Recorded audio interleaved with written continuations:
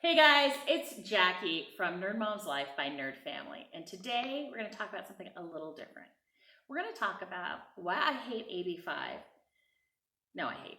And I still don't support Prop 22. If you like these kind of just like the top of my mind, what I'm thinking today videos, do me a favor, subscribe, give this a like, thumbs up, comment, all the things. Make it clear to me that you like this and I'll do more of these kind of things. So let's get into it a little bit. So for those of you who don't know, AB5 is a law that went into effect, I believe, January 1st of 2020. And it basically made it illegal to be a freelancer in California without jumping through some hoops. Your hoops were, I've got some notes here. I'm looking to see if the ABC test.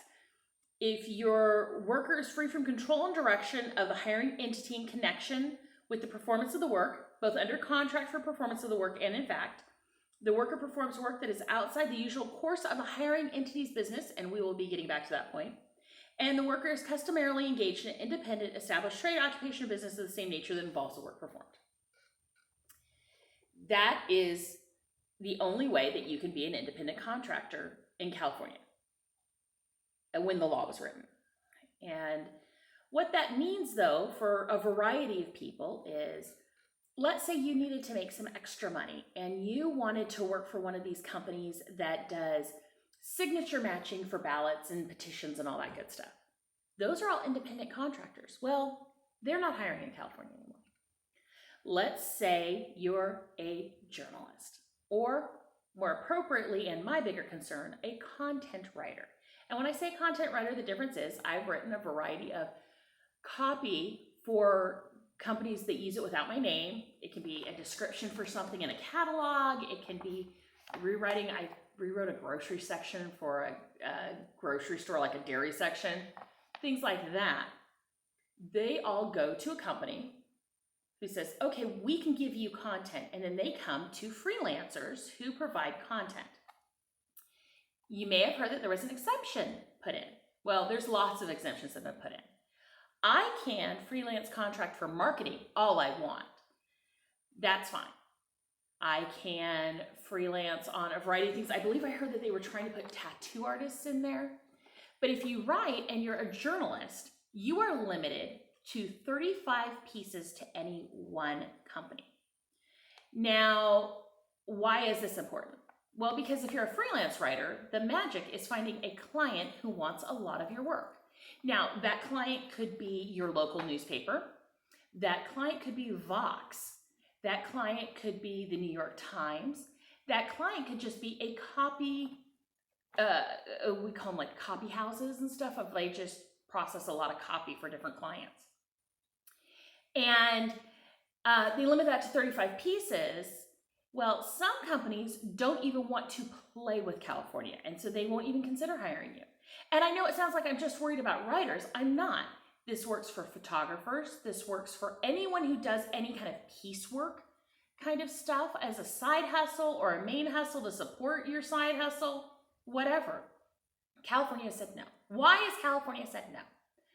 Well, there's what they say, which is, I'm going to assume there are people who really believe this.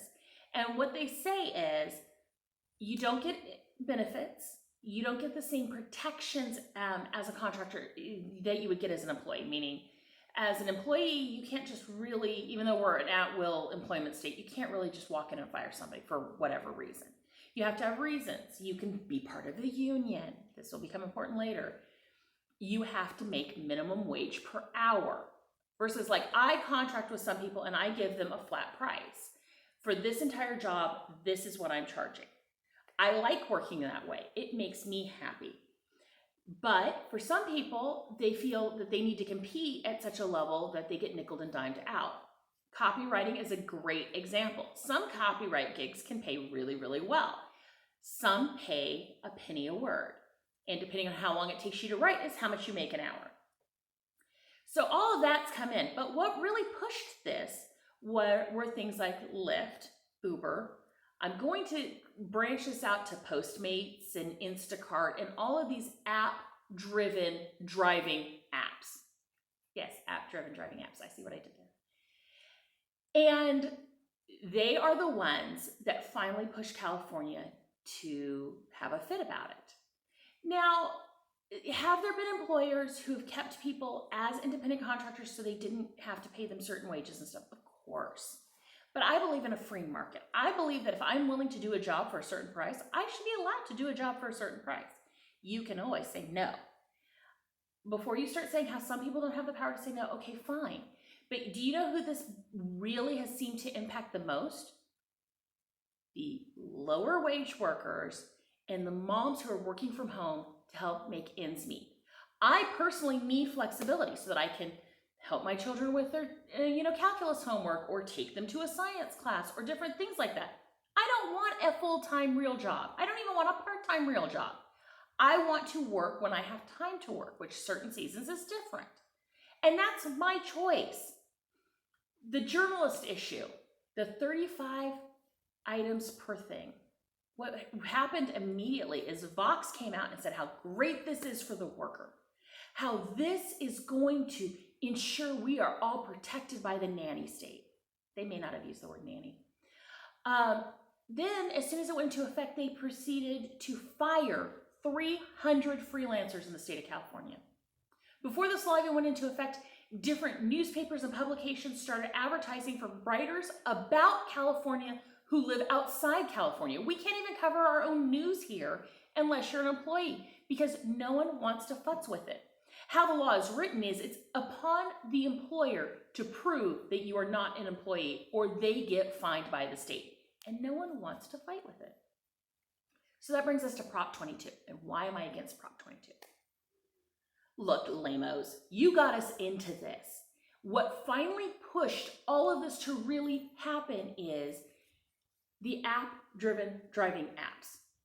They were like, no, you need to be a taxi driver. No, you need to be in a union. No, you need to be in this. No, they're not making enough money. Who cares that you only want to work 2 hours that night and you want to work for Uber or for Lyft or for Instacart for whatever reason? Possibly because you understand that time, you have more time than you have skills to get a higher wage. For whatever reason, maybe you're in debt, maybe you have medical bills, whatever. The apps are finally what pushed this law to go into effect. Why should they be the ones who get the get out of jail free card? Now, for those of you who've been reading the news, AB 5 now has like almost 100 different exemptions to the law because it's a badly written law. I believe a badly written law should be invalidated. I don't believe that you should keep carving up this badly written law. And in reality, the driving app companies are the ones with the lobbying money that got us into this. If they get a get out of jail free card, the rest of us are going to be screwed. And I know you say, well, but I hear about people who can't make a living wage freelancing. You know what? It's still your choice whether or not you do it. At least you have the opportunity to pick up extra work. That's how I look at it. I was looking at wanting to earn just a little extra money and working with something called Appen. And they literally go through, somebody has to, and they validate the signatures on petitions and different governmental things. And they hire out by piecework. The faster you are, the more you make, whatever. And I had looked at kind of doing it and just to play around to make a little extra money. And maybe it might be something that would be good for my high schooler to do when she turns 18, in addition to her part-time job when she has time, because you decide how much you want to work. Oh, I only want to work an hour and that's all I'm going to do.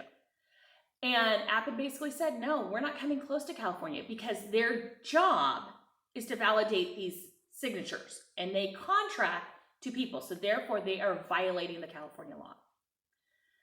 Prop 22, I'm voting no because I want all of AB 5 gone. And if the app companies get a get out of jail free card, they are no longer going to be trying to get rid of this law. So that's why I'm voting this way. Yes, I have some strong feelings. I believe in a small government that is there to do very specific things. And I believe in having freedom to work as much or as little as I want based on my schedule and my life and what fits what I'm doing. I understand there are others who don't agree with that. But if you're against AB 5, voting for Prop 22 won't fix it. No, this is not a paid commercial. No, this isn't anything. This is just me ranting. If these rants kind of amuse you or don't amuse you but intrigue you yet, do me a favor, let me know. I will see you out at NerdMom on Twitter and around the universe. Bye.